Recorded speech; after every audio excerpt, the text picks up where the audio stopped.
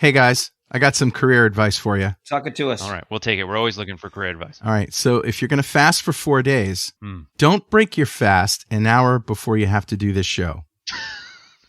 What's that? You get hungry?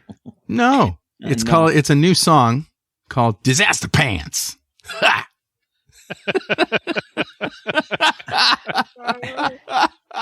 I feel that I have too much information already. Well, you know, I'm trying to let you use your imagination, but there's really not much else to say. But there is some more funniness around that. So I'm at the studio, right? I run to the bathroom, take care of myself, and I'm standing at the sink and I'm washing out my drawers. And get them all nice and clean and everything. And I walk back to the desk and somebody at the studio is showing other people around. And, this is Carl, our resident genius. And the guy sticks out his hand for me to shake it.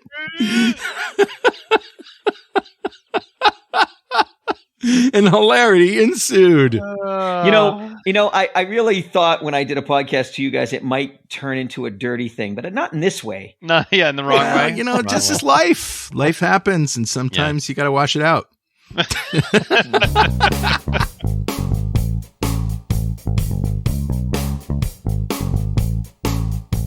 We have a lot of stories today. We do.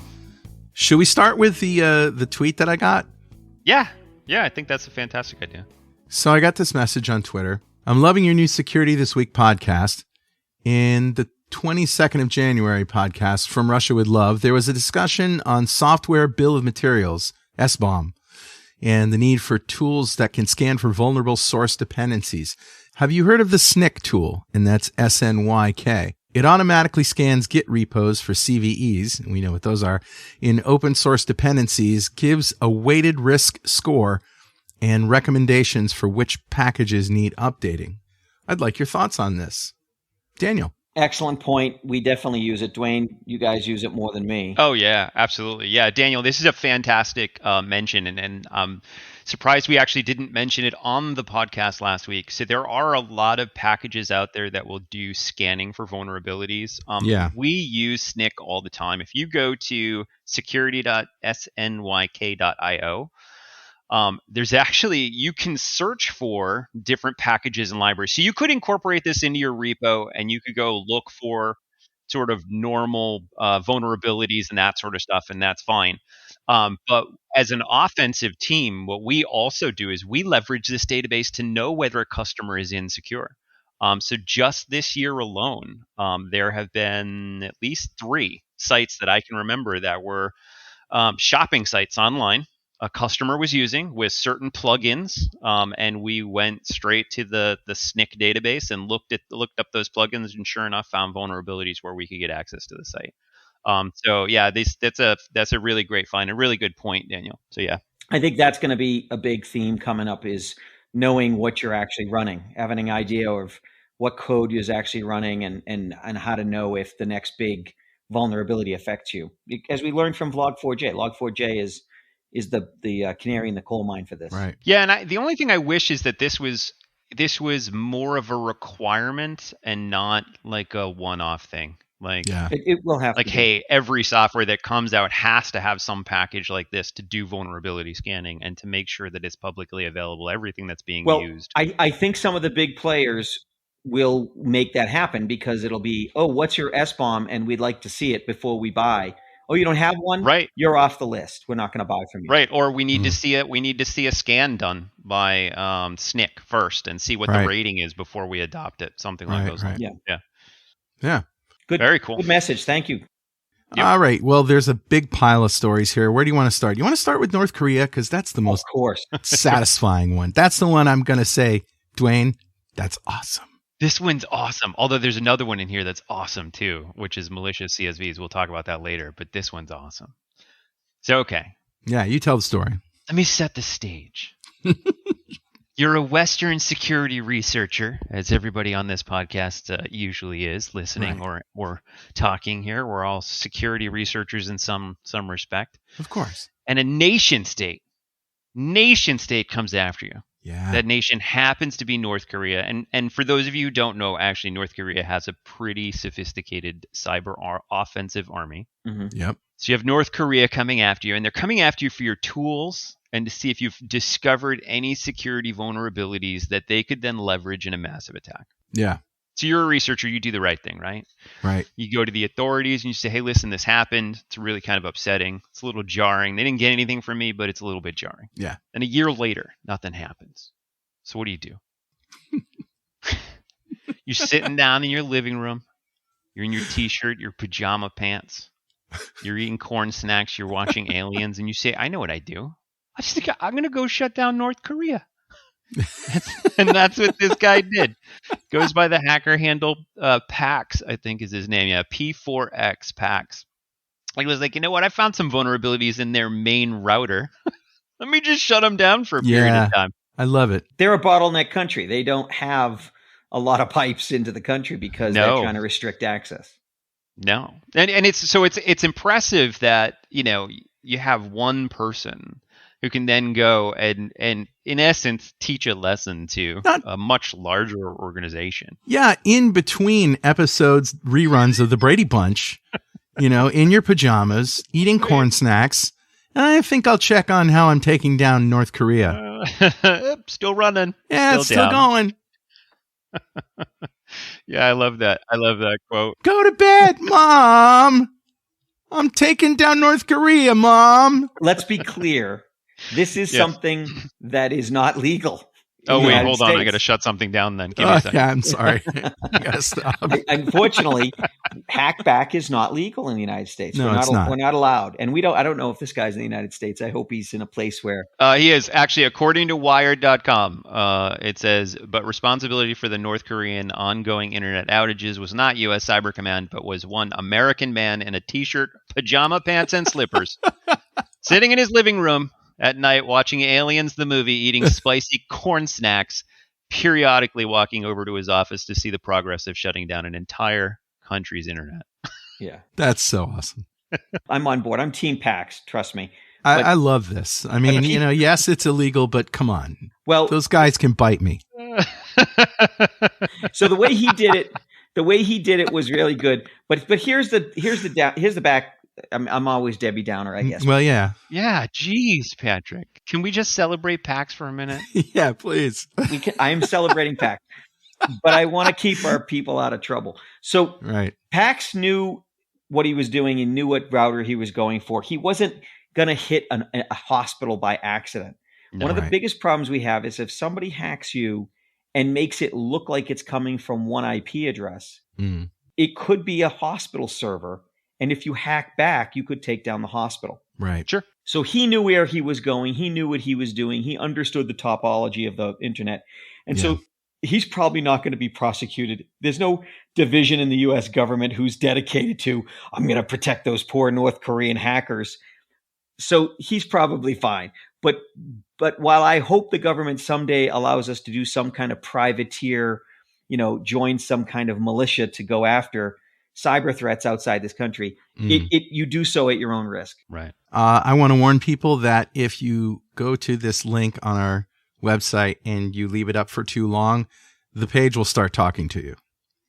So a video will automatically play. As we know, that is such bad etiquette.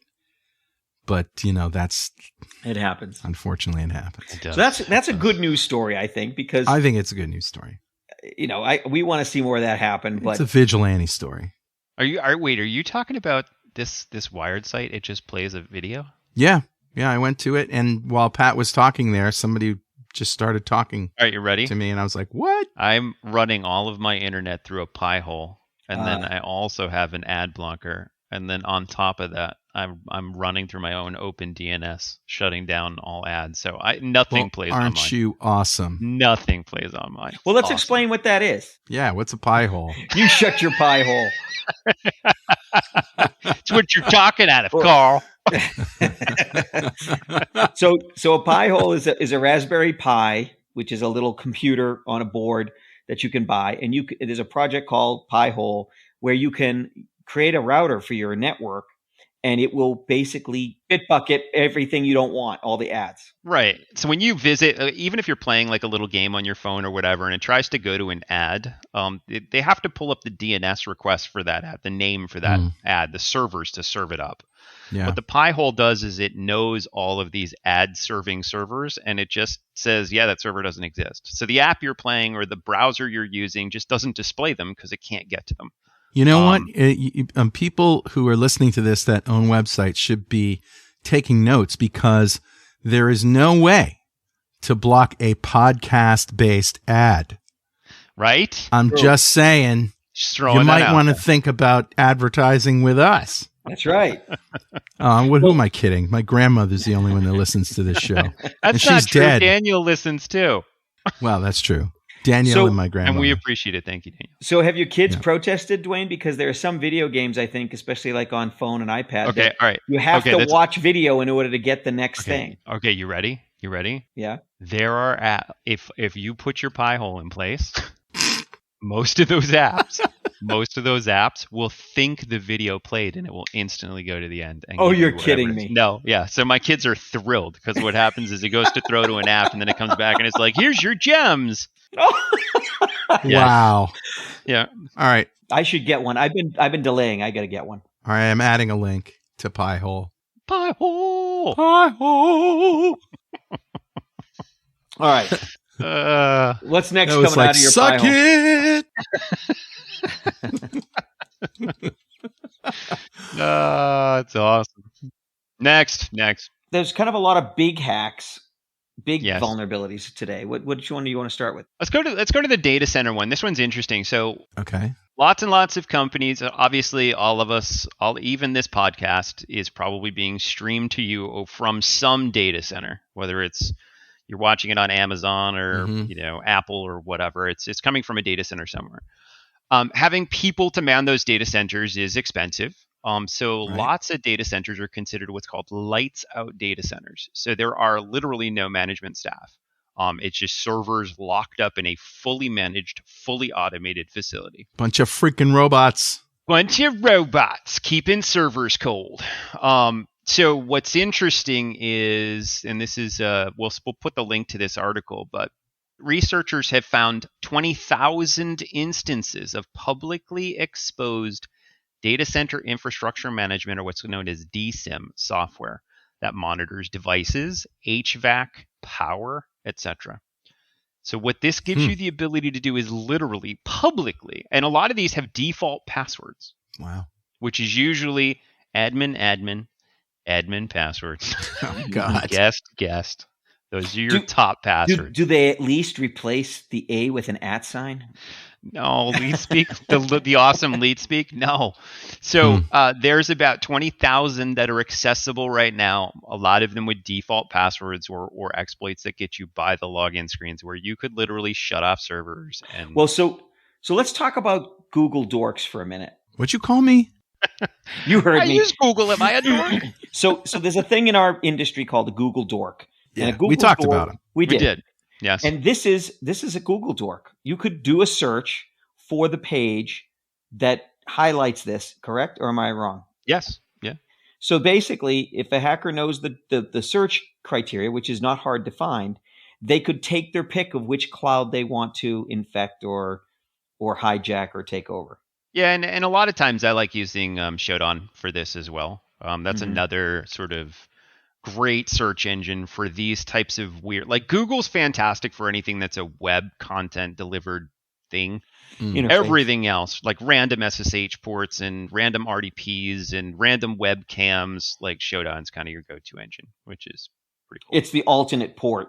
Yep. Okay. Google Dork. And Shodan's a little bit higher end. It's less of a script kiddie tool and more of a higher end tool. Oh, did you just say Shodan's better than Google?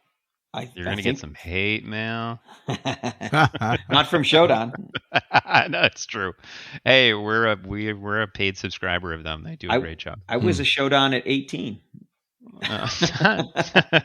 Sometimes I feel like I've just parachuted into the Star Trek Enterprise bridge. Why? When we're talking about stuff? I mean, I've just given up asking you to define things and explain things. I'm just like, yeah, Because we suck at it. It I is. don't know. It is. Yes. There's just so much. There is honestly. There's so job much security. technology and terminology. Yeah, I Job guess so. security. Yes. Through or obscurity. job frustration. So Yeah. here's the thing. One of the things questions we get very often is, well, how do I get into this? And my advice is this: you need to get an inch deep and a mile wide. You need to know a little bit about everything. You need to know how the internet works. You need to know what DNS is. You need to know what Kubernetes is.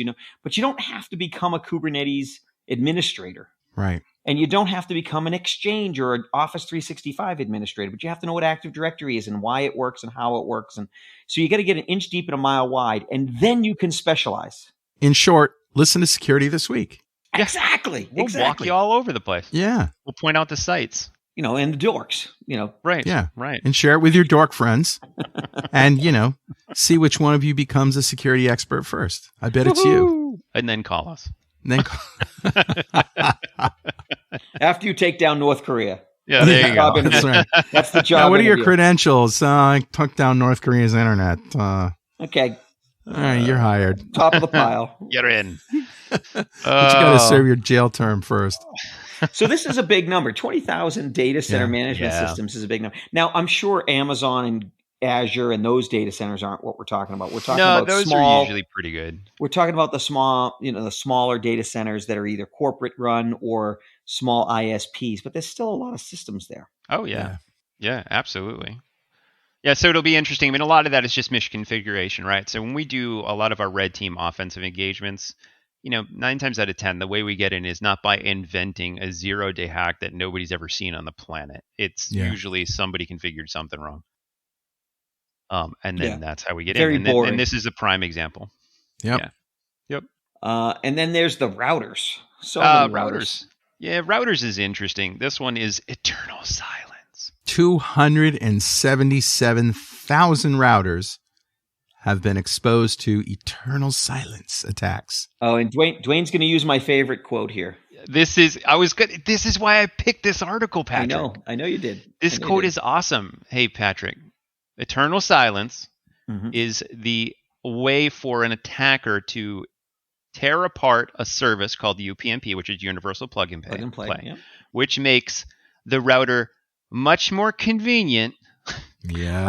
I mean, plug and play sounds so convenient. And right? It sounds very convenient. And what, sir, is the enemy? What could go wrong? Convenience? Yeah. Oh, unfortunately, that's true. I mean, a lot of the innovations in security is when you can get better convenience with good security, but it's not common. No. And this is interesting. So, let's say you're an avid video gamer and you Xbox, PlayStation, whatever, and you set your console up at the house and you then go to your network stats and settings and it says you're behind a NAT or it gives you a really terrible setting.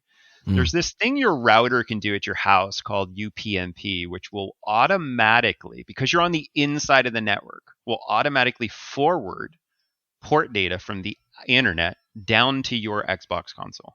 So it'll say your Xbox will go to your firewall or your router and say, hey, I need this type of traffic over here. And your firewall will go, okay, cool. If anything comes in on that port, I'm just going to send it directly to you. So this is stuff that I would normally have to do if I go to, 192.168.1.1 and go log into my router. And in a strict world, you'd have to configure your router. You'd have to configure your firewall. And most people can't do that. Well, yeah, but that's what you should be doing. Yes, exactly. Right. At the very least, you should be using some known Windows software where you can say, yes, allow that. And, the firewall thing does come up, doesn't it? In Windows Defender, if it's working, if something needs access to a port, the little thing pops up and says, allow this application to go through the firewall. Yes. And if you say yes, it does. Right. And so then, that's too complicated for people now? Well, I think the problem you run into is your firewall to the internet, not the one locally. That one may or may not open up automatically. Like the three of us, if we needed a port opened from the internet inside our house, we just go to the router or the firewall, we'll configure it. Right. But routers all come with this UPnP feature that automatically does it because most people don't know how to do that anyways, is go to their firewall and open a port. They all come with it? Oh, yeah. Yeah, I had to shut it off on a lot of our production security firewalls. Holy crap. It's on by default in most of the routers I've looked at. That is so insecure. Yeah, so if you're on the inside, you just make a request and open a port. So what's interesting is a lot of the old, and this is I believe where the Eternal came from, right? Remember there were the NSA tools that got leaked by Snowden, and the shadow broker put them out on the internet and that sort of stuff, and some of the Eternal tools. So there was Eternal Blue, etc. That were what was it, Eternal Blue and Eternal Red, which were exploits for what's called SMB, which is Windows shares. So Eternal Blue, I believe, was file Windows. Shares. Yeah, Windows file shares, and Eternal Red was Samba, which is an emulation of Windows file shares. Yeah. They believe that a lot of systems out there that may still be susceptible to Eternal Blue and Eternal Red to get full access to the system. The only reason they haven't been found yet is because they're behind firewalls. Weren't they built by Equation Group and leaked from them? I think that was the rumor. I've never seen a document that says it was, but I think you're probably right. I know a lot of these tools were Equation Group tools that then went to the NSA that then got leaked out on the internet. So what's interesting about this eternal silence is a lot of servers that may still be susceptible to older hacks are now being reopened. Because if I say, hey, let's open up port, the SMB port through your firewall to your Windows server that you haven't patched in 10 years. Now it's accessible on the internet. And that's the whole point of this article here is not only are they seeing, yes, there's a lot of routers out there that are susceptible to this eternal silence, but there are also Windows servers behind them that can be infected as well. So moral of the story here, turn off UPnP if you're not using it. So go to your router and figure out how to turn that off. And if you can't turn that off, then you really should be figuring out, how you can restrict who's going to be able to request. Call Dwayne. He'll do it for $1,000. Call me and I'll tell you whether I'm already on your system. He'll tell you your cat's name. All right. Speaking of Samba, because you were, there's a Samba Bug, and Samba again is a what did you say? It was an abstraction that's sort of like Windows file shares, but it's over a network. It's Linux. It's the Linux version of that. Exactly. Yep. It's how Linux shares files over the server message blocks or Windows sharing. So Linux can share files that way. So this is really for people who have Linux boxes with that are running desktops, right? Right. Yeah. Desktops and servers. So anybody who's running a Linux server or desktop that's running Samba installation, or even Mac, for that, matter. Yeah. That is running Samba pre 4.13.17. So if you're running before version 4.13.17, this is your public service announcement. Please go patch. Your server is vulnerable. See, Dwayne's not always evil. He has some nice days. Just by default. Yeah. Yeah, I won't tell you I've known about it for 9 months and been using it. But now you should go patch. I'm done with it. All right. That's enough of that, I think. It is. Yeah. What's the next one? The telco?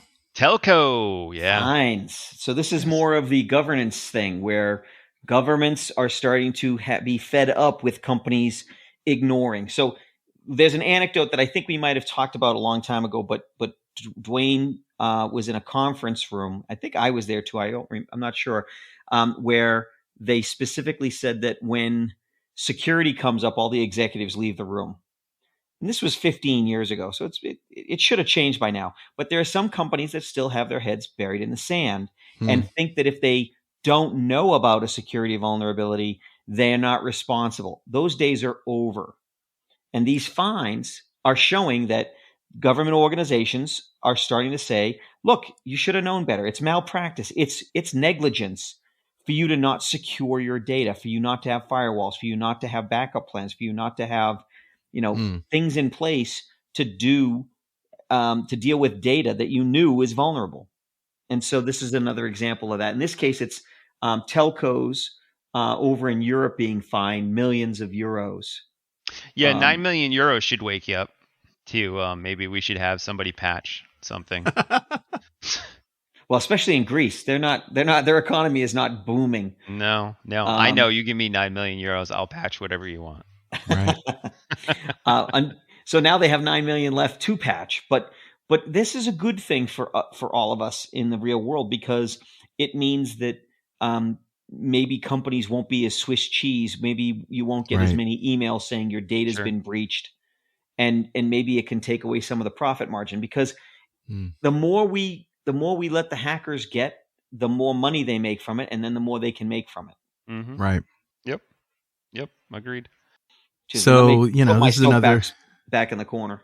Well, this is another example of, what you warned us about, that, the authorities might come after you if you, through negligence, allow your customers' data to be leaked. I think cyber negligence and cyber malpractice is going to start being a thing.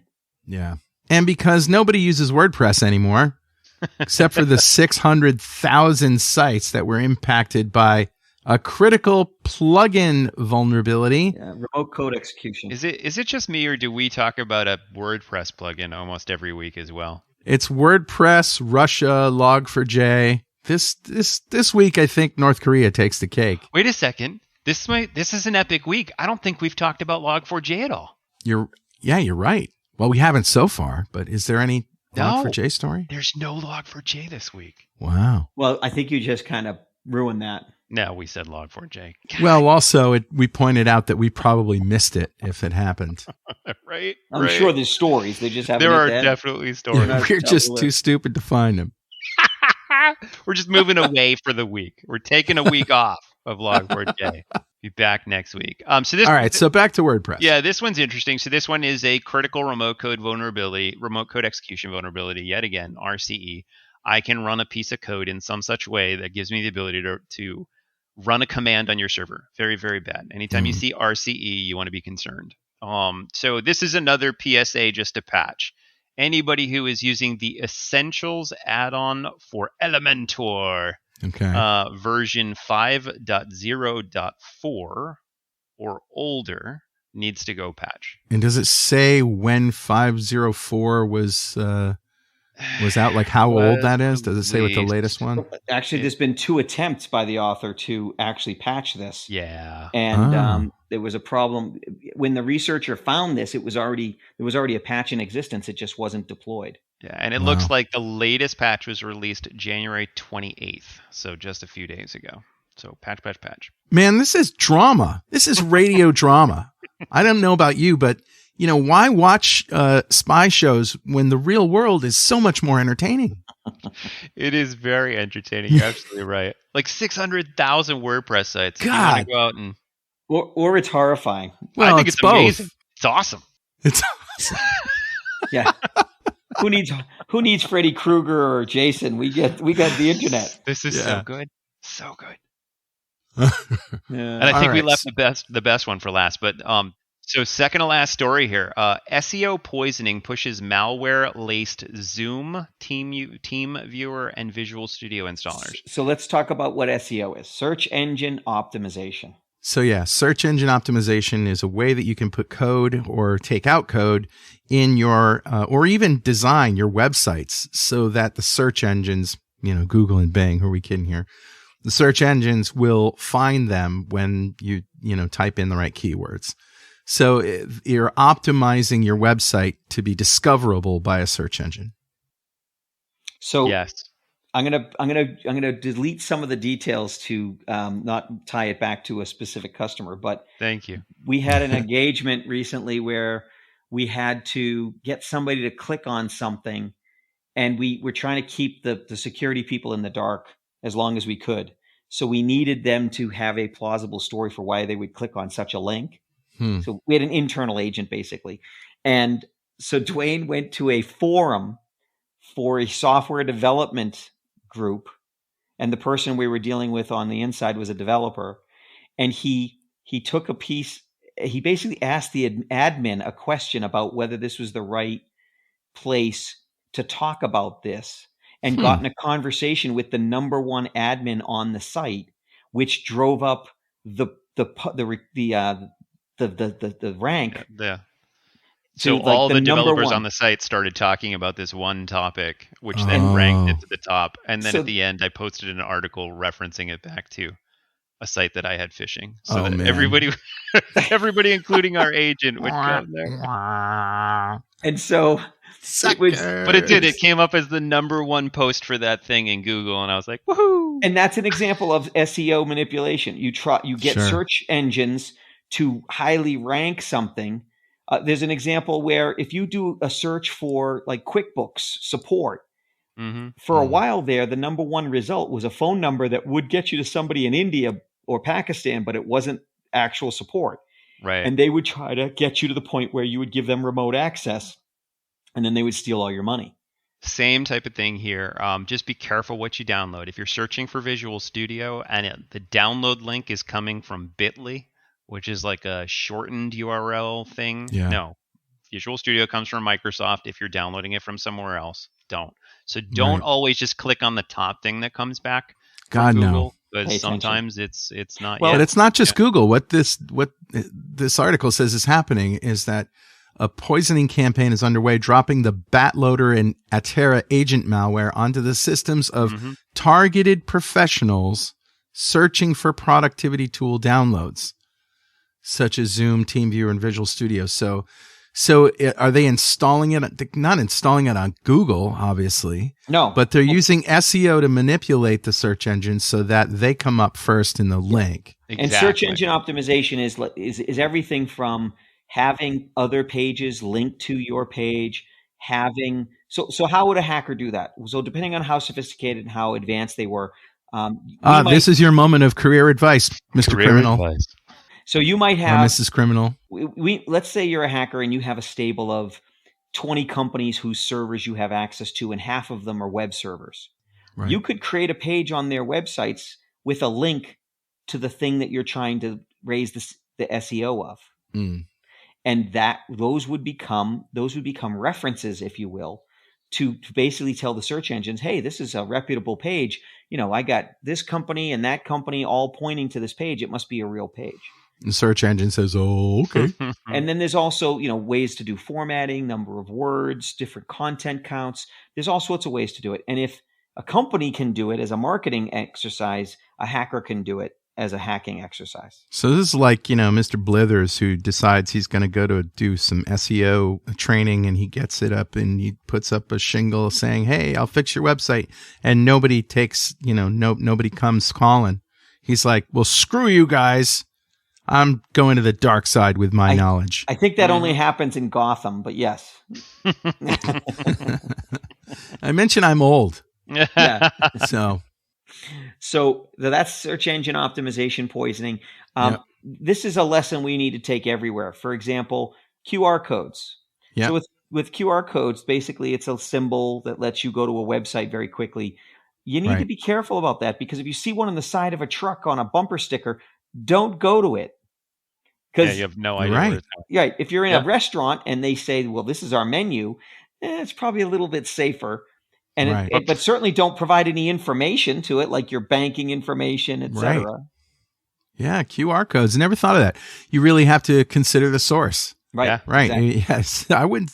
A bumper sticker is a little more traceable to the driver or whatever, and the license plate, but certainly on the side of a wall. If I put a bumper sticker on the back of your car, how long would it take? Well, that's a different thing. Yeah, you're right. If I took the license plates off your car and all right, career advice number 2: come up with some malware that's ransomware, and create a bumper sticker with the QR code.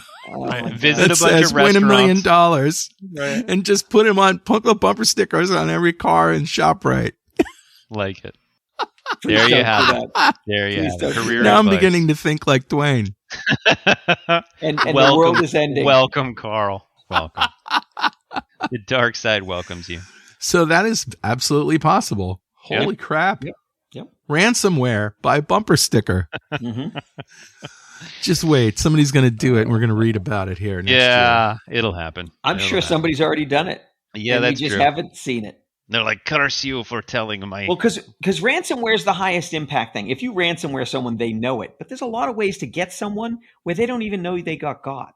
I'm here to pick up my bumper stickers. Okay, well, we only take credit cards. I only have cash.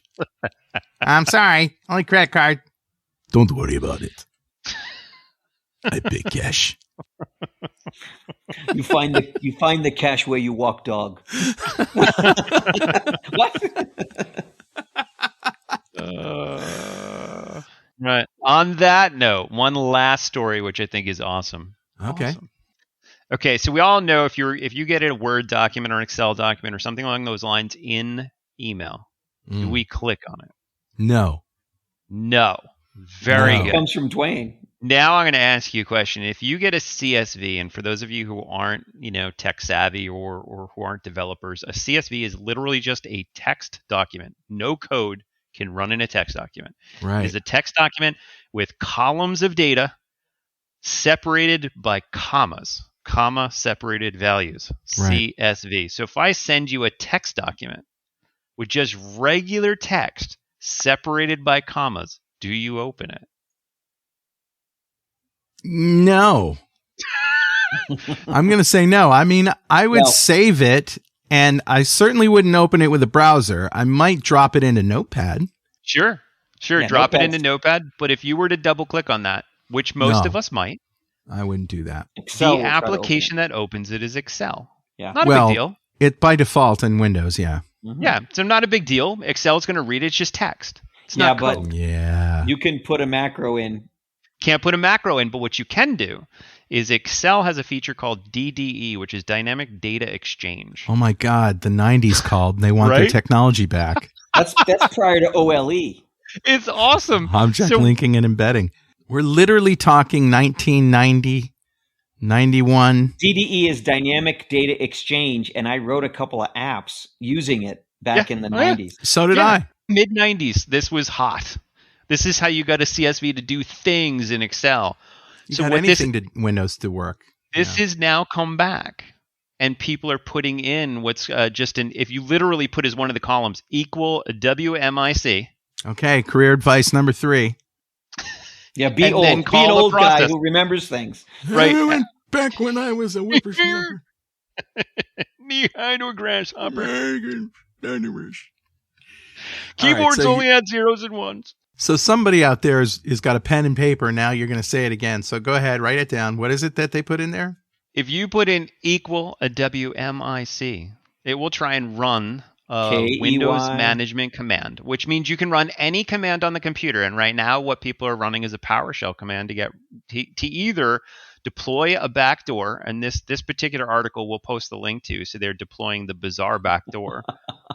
So they're deploying backdoors or getting reverse shells or just ransomware. Where you thought this was a safe file type, it's a text file. Are you using this in that next week's engagement? Is that why I you're can't talking about confirm or deny that this is going to be a part of a lot of my my God. campaigns. this? I 'Cause pity this all is of our awesome. customers. Yeah. I feel bad for them.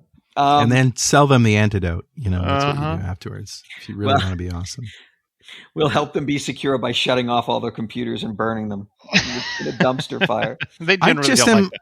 I'm really surprised that DDE is even working in Right? 2022. Why Backward isn't that turned compatibility. Backward Backward so compatibility, man. Yes, Backward but with compatibility. what? With With what? With an operating system that's with 20 your, years out of What date? What if I've got OS2 Warp? with your compact iPack that might still be running somewhere. Right. Windows Oh my NT 351. Terrible. So awesome. So awesome. Upgrade your operating system, but not to Windows 11 because it sucks. So what is this Wow. episode called? An inch deep and a mile wide? Is that? No, I'm actually, I have a working title here. Hacker takes down North Korea's internet in his pajamas. Oh, yeah. What do you think? I like it. All right, that's it. That's it. That's Okay. what we got. That's a wrap. Thanks, Be everybody. good and don't hack like Dwayne. Or do. You can't hack it. See you later. Bye. Thanks, guys. Bye. Bye.